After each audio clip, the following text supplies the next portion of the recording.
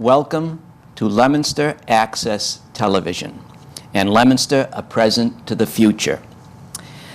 Our video visit is focusing on the neighborhoods featuring the Leominster signs, where we visit the past, we interview people of the present with an eye to the future. We are creating an historical document. That's one of our purposes.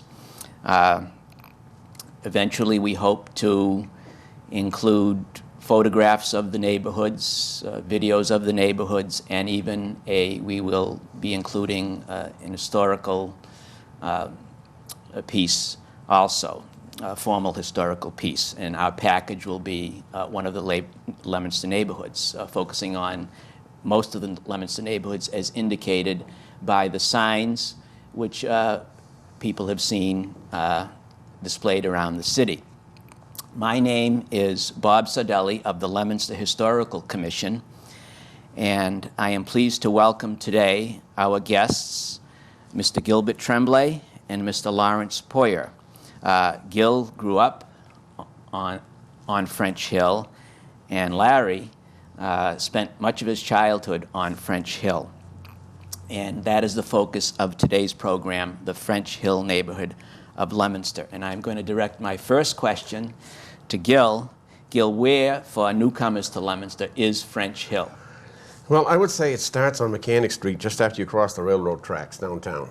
And it runs all through along Mechanic Street and the side streets from Old Laurel Street on all the way past 12th Street, and also running, it would be eastward toward Spruce Street and Water Street. So that whole area, I would say, is what's called French Hill. French Hill. Mm-hmm. And the most prominent feature of French Hill would probably be the beautiful St. Cecilia's Church. Mm-hmm. So that is the French Hill area. Yes. Larry, why is it called French Hill? Well, when I was a youngster on French Hill, there was no English. All the stores, everybody spoke French. And there was nothing but French people there. There were a few other nationalities, but as a kid, I thought for sure the Percoussis were French because they lived on French Hill. And they spoke French. And they spoke French. So that it was predominantly all French people. And I think this is a good point in the interview, the oral history, to ask this question. Did these people come directly from France, or how did people come to French Hill? They came from the province of Quebec. The original people came down because Quebec was destitute, and they came down here because the factories were employing these people. So one family come down, and they brought down 3 other families, and it was all French. So Leominster in the United States was a land of opportunity for the immigrants. Right. Now, did the people just come from Quebec, or were there any other areas of Canada from which they came? Can I direct this question to Gil? Sure. There were some from New Brunswick, and as the years have gone on, there have been more coming from New Brunswick, actually, than from the province of Quebec, so that today, the younger people on French Hill who are still French are mainly people from New Brunswick rather than the province of Quebec. Now, would that be Acadian French? Yes. Is that what it's Yes. called? Mm-hmm. Acadian French. And there is a difference in the dialects that they speak. Interesting. Interesting. Larry, during what era were you a child? Was it pre-World War II? Was it the Depression era? What period in history? I remember French Hill from the 30s, 1930. 1930s. And on. Okay. Because I was 5 years old, so I remember going with my dad at his store and whatnot. So that would have been the Depression era. That's right. And pre-World War II. And Gil. Larry's a little bit older than I am, but I would say I'm more like the mid-30s. I was born in 1933. But I was born right there on 3rd Street, literally born on 3rd Street. Not at Leominster Hospital. Not at Leominster Hospital. No, I was born at home. And from a previous interview that we did from another neighborhood, Lincoln Terrace, that was typical at that time. Many people were born at home, and that's a big contrast between now and the present and those days. You know, most births are at the hospital today, whereas in those days it was very common to be born at home. Did you venture out from your neighborhood very much? Let me direct this first to Larry. Did you pretty much stay in? Oh yeah, we stayed on French Hill, but because of my father's occupation, I did not wander, but with him, I'd go into the other parts of Now, what the was city. his occupation?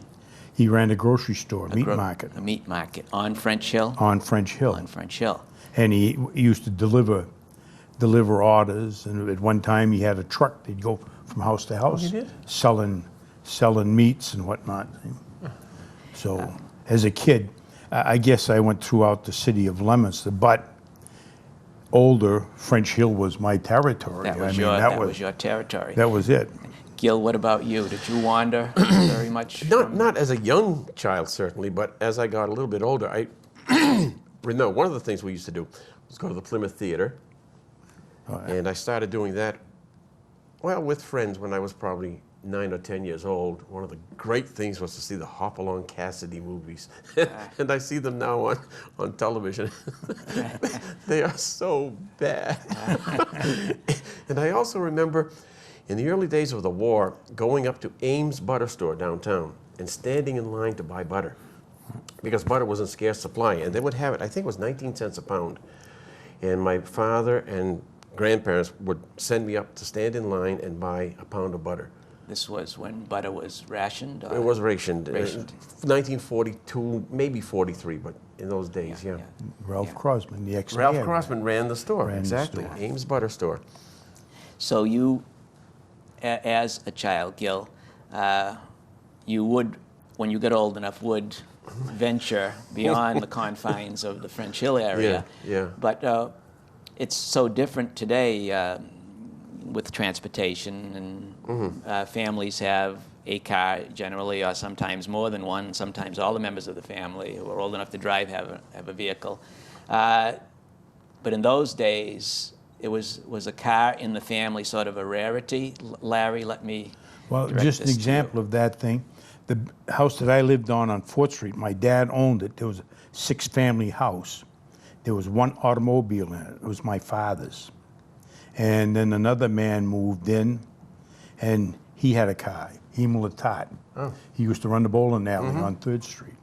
He moved in, he had an automobile. Next door, Mr. Cormier, 6-apartment building, 1 car. The next one to that, there was no cars in it. And Mr. Cody had 1 car with 6 families. So cars were, were rare.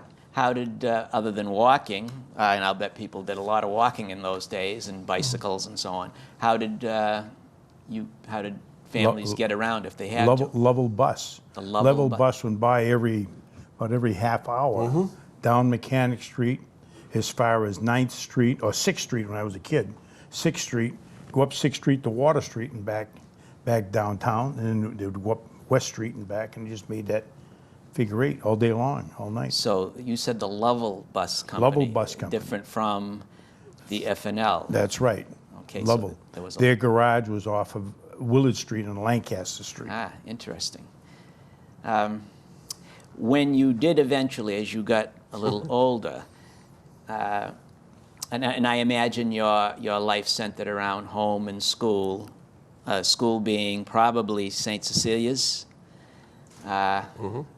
the parochial school, but from when you got old enough and you got out, you graduated from the 8th grade, now, Gil, you went to Mayor Gallagher Junior High and you rubbed elbows with, so to speak, with kids from other neighborhoods. Yes. Larry, did you go to St. Cecilia's? I went to St. Cecilia's till the 6th grade, and my mother took me out and sent me to Gallagher Junior High School.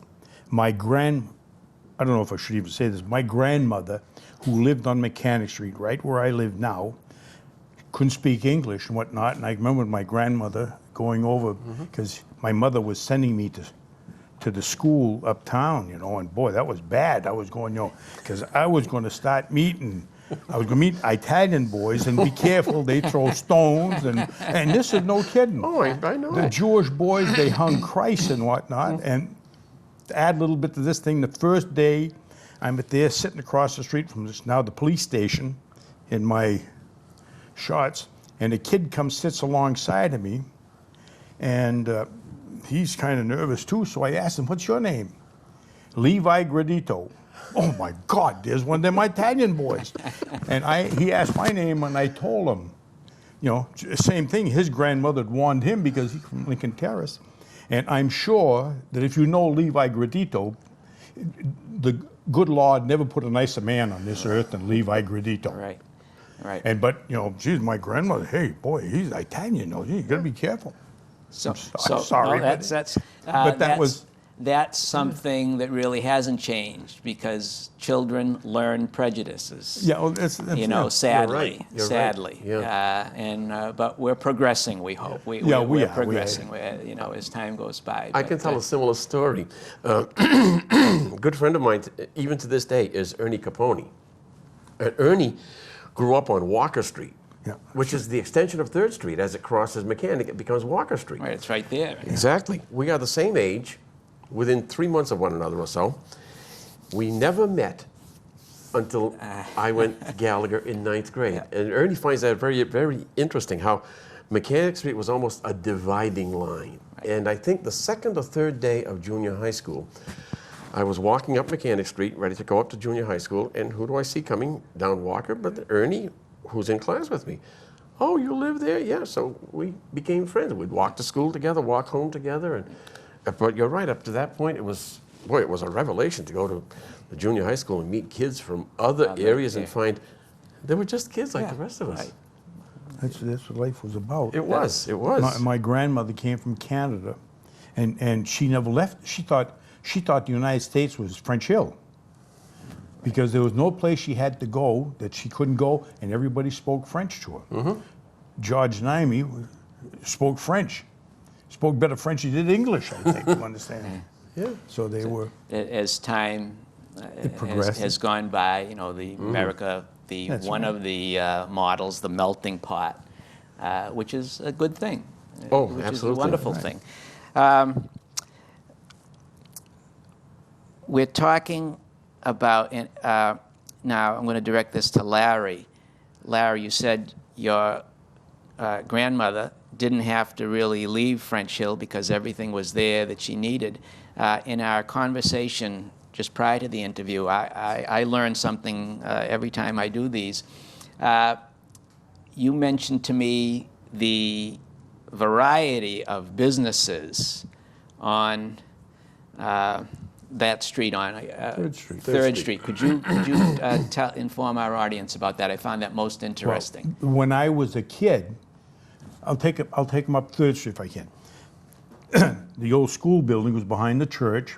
St. Cecilia's. St. Cecilia's. Next door was the Lamott's Hall, which was a gathering place for people. In the building was a donut shop. Lamont ran a variety store. Lamont ran a 3rd Street drug. Next door was a barber shop. There was a grocery store. Mr. Lamont had a cobbler shop there. A&P, the A&P store was on 3rd Street. There was another grocery store. Next door was my father's grocery store, Garapi Furniture. Next to that was this guy lived in the back, and George Nimey ran a clothing store. There was a grocery store next door to that, Aubuchon Hardware. Then there was Frank Vizina ran a variety store. That was before you remember. Barrier's store. There was a barber shop. There was Nell Levesque ran a little coffee shop. Mr. Parquette ran a variety store on the corner.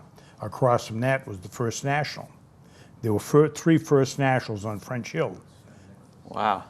And they're all gone. They're all, and that's just on one street. I'm not taking in the barber shops and the beauty parlors, and So people didn't leave. They didn't- They needed a pair of shoes, they went to George Nimey. They needed a pair of overalls, they went to George Nimey. They needed a bedroom set, they went to Garapi. Correct me if I'm wrong, the only thing they couldn't do was banking. Banking, yeah. My grandfather used to go downtown That's right. to the bank, but I don't think people did an awful lot of banking No. during the Depression. Banking, There was Right, no money right, there was banking in money. City Hall. in City Hall. That's right. Yeah, that's the only thing that went uptown. That's the only thing my grandmother went uptown for. But she never went to the bank because she had kids. Her oldest boy was about 18 or 19 when she came from Canada. Now, Larry, in your era, I know that Gil, even as a 9 or 10-year-old, used to go see Hopalong Cassidy at the Plymouth. Yes. Plymouth- When did you ever venture out during your era to the movie yeah. theaters, and what theaters were in Leominster at that time? Sunday afternoon, after catechism, After catechism. you always went uptown because you had the 15 cents, 10 cents to get in, 5 cents to buy the popcorn. So you'd go either to the Plymouth Theater, the Metropolitan Theater. I even remember the Gem on Pleasant Street. Really? Okay, I remember going there a couple of times, and the Rialto.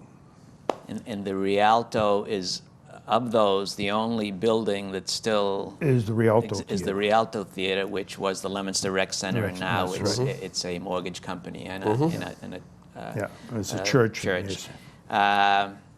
In fact, if you look at the Rialto, if you look at the facade of that building, and you're in traffic and you're stopped and you have time, or if you're walking, you can still see the RT on the front of that building where they must have had bronzed big initials.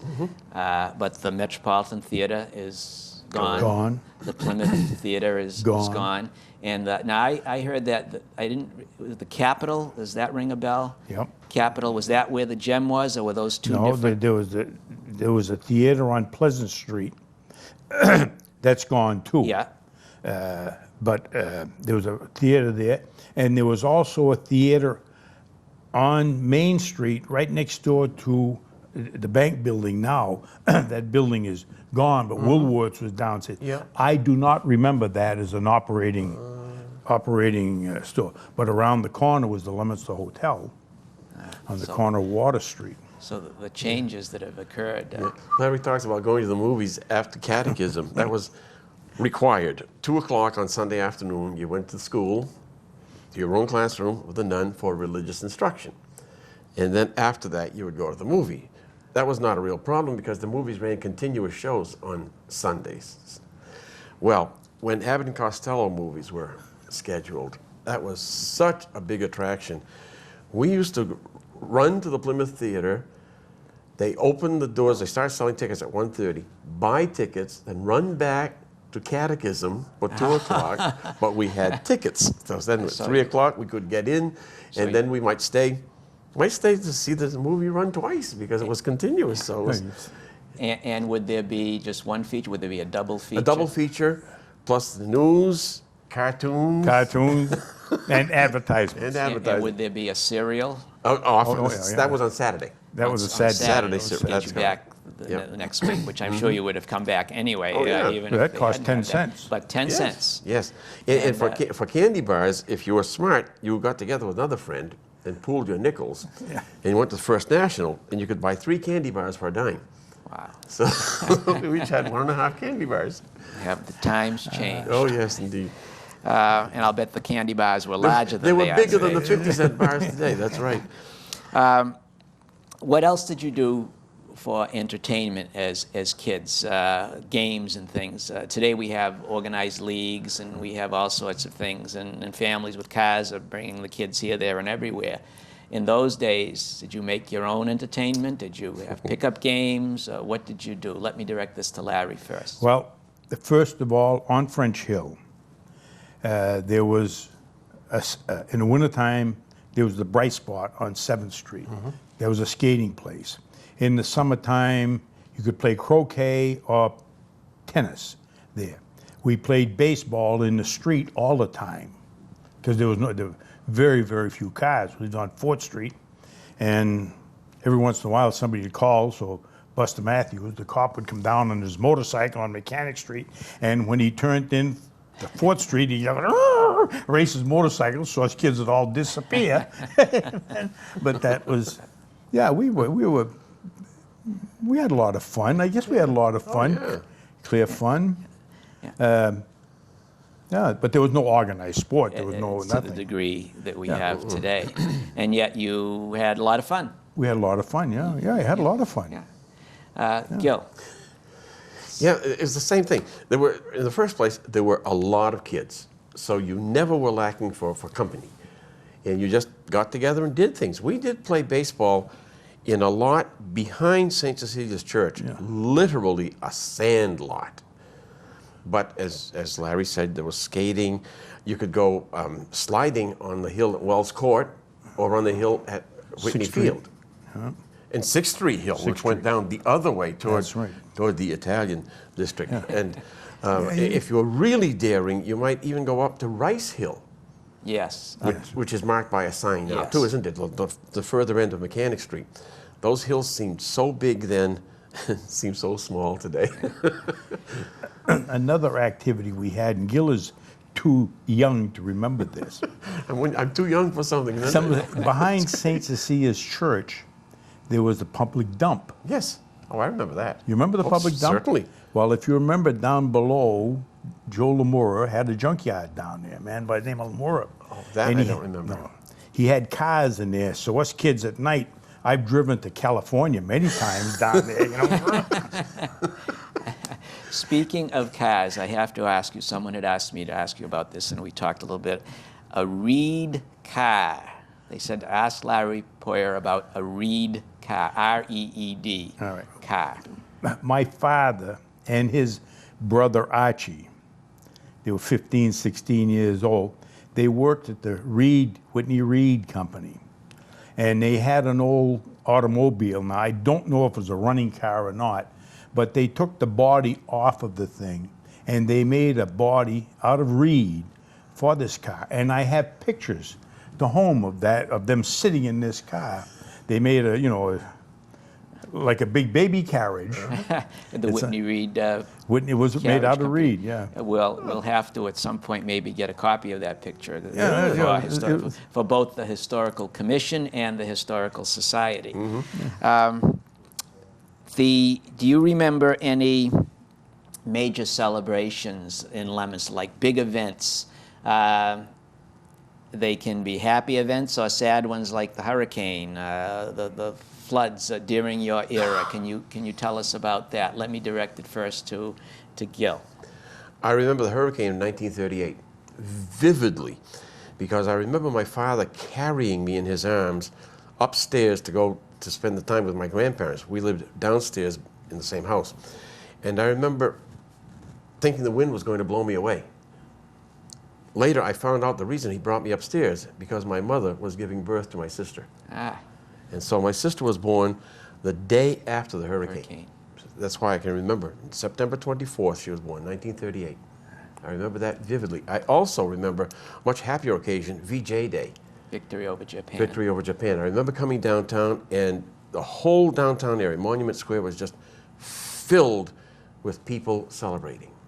I remember how exciting that was. It must have been an exciting occasion. Larry? I think the celebrations, I think I remember, again, Gil was too young for this thing here. In 1932, when they dedicated St. Cecilia's Church, the new church, I remember that very vividly, seeing the bishop there, and my father was one of the honor guards, and that was a big celebration as far as I'm concerned. If you ask me that, I don't remember. I don't remember anything. I can else see why that would be very, very memorable. That was, to me, it was all those events, wonderful. We mentioned, if possibly, getting a picture of that Reed car, copy of it, for both the Historical Society and the Historical Commission. And I'm a member of the Historical Commission. I'm a member of the Historical Society. Gil, there's a lot of confusion. between those two fine organizations. Can you clarify the difference for the public? I'll try to. The Historical Commission is a city commission. Members of that commission are appointed, as you were, by the mayor. And they have headquarters in the old Gallagher building. Right. And they see to it that all such things as historical landmarks are preserved. They have essentially an official function. Right. The Historical Society is a private society. Anybody can become a member. All you have to do is pay dues. We welcome new members. And I happen to be on the board of the Historical Society. We are located in the old field school, which is the little red brick building on School Street just behind the Gallagher building. There is often confusion between the two, but we are both working for the same things to preserve the history of Leominster. And I might add that the Historical Society, wonderful people. Of course. Most interesting, if anyone has, particularly retired people, you don't have to be retired, but if you're looking for something very, very interesting to do, I highly recommend the Leominster Historical Society. You mentioned dues. Are they $1,000 a year, $2,000 a year? No, they're more like $5 or $10 a year. Okay, $5 or $10. And your point about volunteers, there is so much work to be done there because there are so many items that need to be classified and cataloged and sorted. And anybody who is interested in helping out, just give us a call and we'll be glad to use you. And it's a wonderful, wonderful It experience. is. It's a lot of fun, too. It is. It is. I know. Gentlemen, is there anything else that you'd like to share with both the residents of Leominster today and really the Leominsterites of the future? Because we are creating an historical document through this video. Is there anything else you'd like to share with the people of the present and the future about that fine neighborhood, French Hill? Any final? You know, I want to say, I'd like to inject this thing just to show my idea of how French Hill, of years ago, the people. I say my dad ran a grocery store, so that most everybody put it on the slip. You know, I mean, you'd come in, get a loaf of bread. Next week, at the end of the week, you'd come in and pay. This man, just to show you the honesty of people, this man's grandfather used to come into my father's store. We never paid any attention. Mr. Trombley coming in, hi. He would go in and weigh up what he wanted and wrap it up and go on the way out. He'd mark it on the slip. Once a week he'd come in, take his slips, punch in the cashier and put his money in it. That is true. I believe it. Mm-hmm. Yeah. And that's how people, you never question Mr. That was, and nobody got excited because Mr. Trombley was doing that or the Valleys were coming in and doing, no, that was just normal thing. You knew that it was, so there was great honesty too, and there were, I'm sure there was bad people too, but I mean, through the, and that's, your grandfather did that all the time. He walked into the store, we all said hi, my father'd say hi to him when I was a kid. Yeah, very honest man. And I have another picture of this that was taken in the late 30s or early 40s. My father in the store, and you happen to see signs up on the, advertising things, see, and native Macintosh apples, 4 pounds for 25 cents. 1 dozen of 72 size orange, that's the big ones, for 29 cents. Mm-hmm. So that was the difference in how the times have the difference in time. See? Yes. And French Hill, I still think, is a pretty darn nice place. It's I agree. we have a diversified population, but you go to St. Cecilia's Church, and it's very well attended, and it's kind of nice to be able to go in and see the different nationalities that are participating in the church. That's wonderful. And it really is, Yes. Yeah. And it's so French Hill has come a long ways, some good, some bad. But when we were kids, all the women worked at Kluwitz. Oh, yes. They all dressed in their white girl, went to work.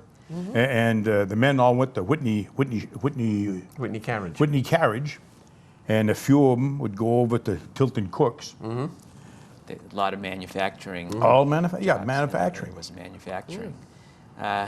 Thank you, Larry. Gil. Well, it was, looking back, it was just great fun growing up there. And I've lived in Leominster all of my life, so far. And can think of no other place that I'd like to live, really. But an interesting comment, I guess it's kind of a sociological comment. The three-deckers on French Hill provided reasonable housing for people coming in. Most of the time, people coming into this country were coming with little money. And so they found something reasonable there. As the years have gone on, the neighborhood has changed, as Larry says. And recently, a lot of Latin American people have come into that neighborhood. When I was teaching at Leominster High School, I had many of these kids as students. And I found that my growing up there, being bilingual, before we knew what it meant, That's right. gave me an understanding of the problems and the outlooks that these kids had as bilingual kids.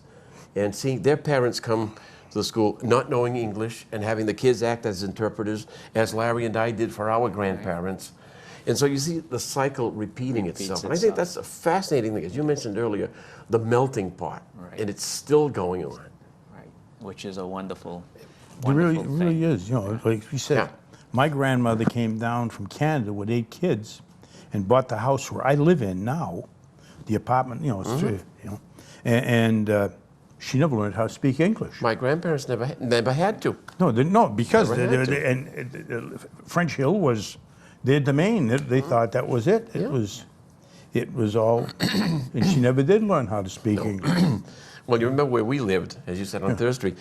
With my grandmother, if she saw somebody walking along Third Street, if they were walking toward Mechanic Street, no matter what time of the day, they were going to church. And if we were walking towards Spruce Street, no matter what time of day, they were coming home from church. That was her orientation. That was it. That was it. That was the whole thing. We had the nuns. Yes. When I was a kid, St. Cyr's, the nuns were all from France. Yes, they were. They were teaching us in English, but they could hardly talk English and whatnot. But they were all from France. You know, That order. that order, the Holy Ghost, the Holy Ghost. Yeah. It's French Hill is still a fine place to raise a family, to grow up in, and it was in those days also. So, as all of the neighborhoods in Leominster Yes. are. Larry and Gil, I want to thank you very, very much for participating in this bit of history, where we're sharing reminiscences about the past for the future, one of our purposes. It's been most interesting. I also want to thank the LATV, Kyle. I want to thank Jack, Sully, and Todd Robbins, who make and all the people at LATV, Leominster Access Television, who make these interviews possible. Thank you very much, gentlemen. Bob, thank It's a you very pleasure. much You're welcome. Lots of fun. asking me to come. Thank you. Thank you.